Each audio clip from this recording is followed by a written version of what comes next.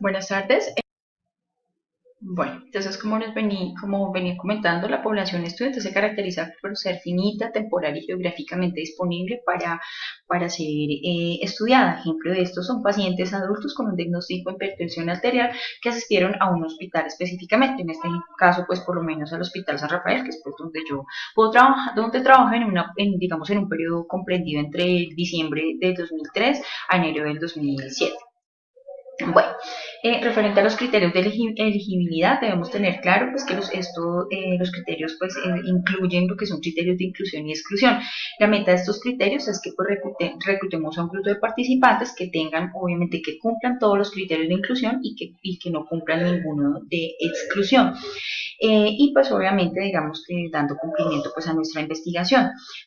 Como los criterios de inclusión, entonces pues los criterios de inclusión son características, son los requisitos de elegibilidad que incluyen meta pues de reclutamiento a un grupo específicamente. Entonces los criterios de inclusión pueden ser características personales como la edad, el sexo, características de la enfermedad, características del tratamiento.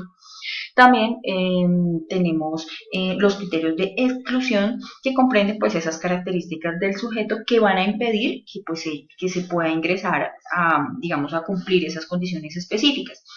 Ya sea porque, digamos, un sujeto en particular no cumpla o porque pues tampoco pueda, digamos, que aportar información confiable que posea las características que se estén buscando. Bueno, referente al diseño muestral, entonces, pues tenemos comprendido que la muestra en un subconjunto de la población, el diseño muestral es un subconjunto de la población que nos va a permitir inferir, estimar o extrapolar los resultados de las observaciones y la medición de la población total o poblaciones diferentes de características similares. Una muestra representativa de la población pues es cuando se reúnen las características principales en relación a una variable, pues a una condición particular que se desee estudiar. La representación pues de una muestra está por su tamaño y por su forma. Y pues el muestreo se refiere al proceso utilizado para escoger y extraer una parte del universo o población del estudio que represente pues a la población. Bueno, dentro del diseño también muestral tenemos el muestreo probabilístico. Entonces el muestreo probabilístico es este tipo de muestreo que donde cada miembro de la población, digamos, tiene una probabilidad conocida y superior a cero de ser incluida en la muestra. Dentro de las técnicas de selección de muestreo probabilístico se encuentran el muestreo aleatorio simple, el muestreo sistemático, el muestreo estratificado y el muestreo por conglomerados o muestreo polietápico. Dentro del muestreo no probabilístico, entonces en este tipo de muestreo las unidades se seleccionan por conveniencia de manera secuencial, siguiendo determinados criterios subjetivos o porque simplemente están disponibles. Algunos tipos de muestreo no probabilístico son por lo menos, por ejemplo, el muestreo por conveniencia, el muestreo por juicios, muestreo por cuotas, muestreo de bola de nieve y pues así algunos de los ejemplos. Referente al cálculo del tamaño de la muestra, pues el tamaño de una muestra pues es demasiado, si es demasiado pequeño, pues no nos va a dar respuestas fiables a las preguntas que hemos formulado o a las hipótesis del estudio que se ha planteado, que necesitamos obviamente que sean probadas. Vemos que se pueden generar unas conclusiones inadecuadas y esto pues no va a hacer que tengamos una investigación de manera correcta. Por el contrario, digamos, si tenemos un tamaño de muestra demasiado grande, genera un gasto en recursos y logísticamente pues es difícil de que se pueda efectuar la factibilidad del estudio. Pues ejemplo de esto pues también digamos en lo que son los estudios multicéntricos donde pues, digamos que sí hay un presupuesto grande para que se puedan desarrollar este tipo de estudios. Existen diferentes fórmulas pues para el cálculo de la muestra y existen pues diferentes digamos que programas que incluyen ya unas calculadoras para poderlo realizar. Ejemplos de esto pues está Excel, WinEpi, State, SPSS, entre otros. Bueno, digamos que en general se debe tener en cuenta los siguientes supuestos para realizar el cálculo de la muestra.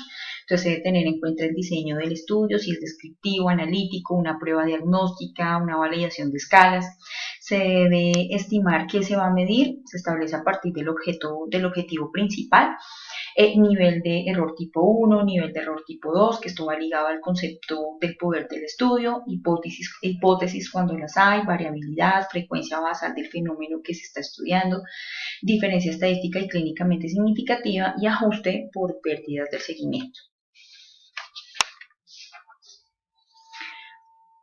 Bueno, dentro de la definición de las variables, pues que tenemos pues que una variable es una característica que puede ser medida y se puede cambiar de un sujeto a otro o en el mismo sujeto a lo largo del tiempo. Las variables pueden ser clasificadas de acuerdo a diversas características. Entonces, según su naturaleza, si son discretas o continuas, según la manera de ser, medidas cualitativas o cuantitativas, según la escala de medición, si son nominales, ordinales, de intervalo o de razón.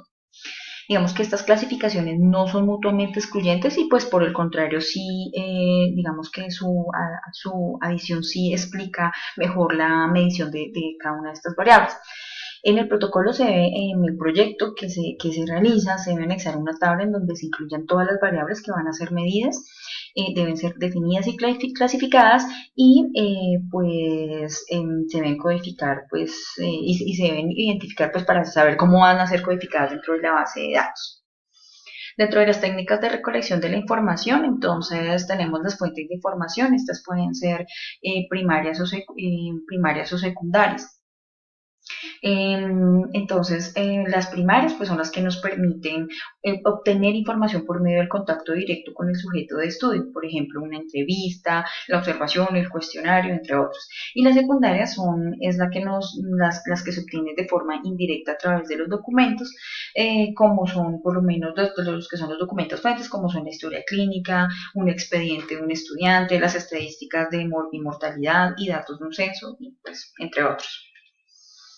Bueno, dentro de las técnicas de recolección también tenemos el instrumento de recolección de información, pues es el instrumento que utiliza un investigador para recolectar y registrar la información. Entre ellos encontramos los formularios, las pruebas psicológicas, las escalas de opinión y de actitudes, la lista u hojas de control y entre otros.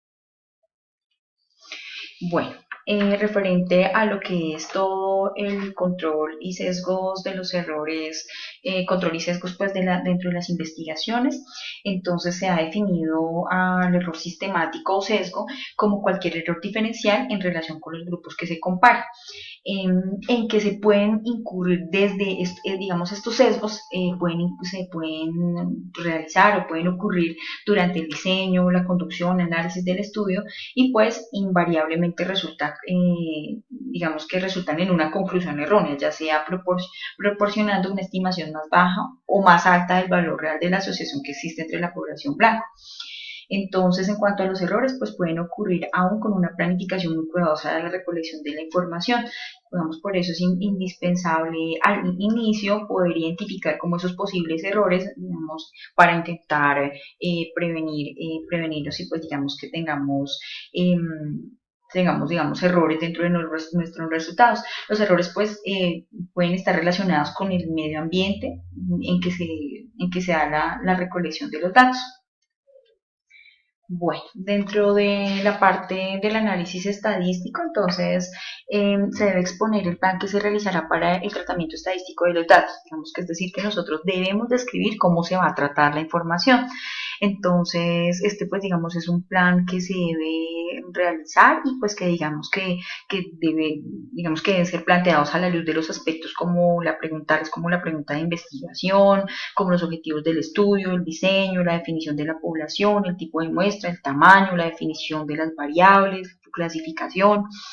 Entonces, dentro del planteamiento del análisis estadístico se deben definir en detalle pues algunos, como son el análisis exploratorio o el análisis confirmatorio final, donde el análisis exploratorio pues entendemos que es la selección de la técnica estadística que está determinada por el objetivo principal, como les había dicho anteriormente.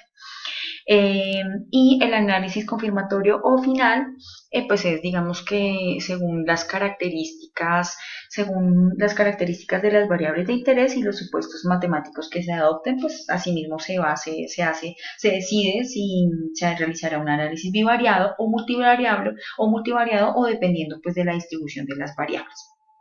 El análisis estadístico pues se debe especificar en el programa estadístico y se debe especificar el programa estadístico que se empleará para el procesamiento de los datos y pues la versión del mismo.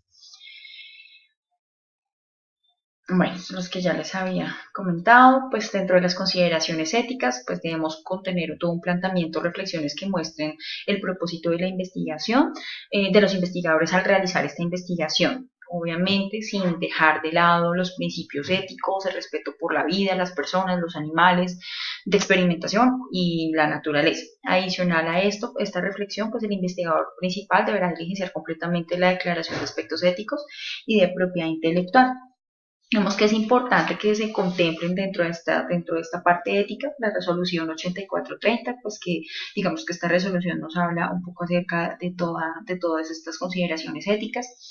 También garantizar la confidencialidad de los participantes de las investigaciones, mirar si existe una póliza de seguros para que cubra los posibles daños que puedan presentar los sujetos en el caso de que sea una investigación con intervención. Debe existir un formato de consentimiento informado o asentimiento en el caso de los menores o pues cualquier otro instrumento que se requiera, de comprometerse a que los resultados no van a ser divulgados pues a personas, empresas o entidades a las cuales no participaron en el proyecto y comprometerse pues a publicar los resultados en los medios más idóneos para la comunidad científica.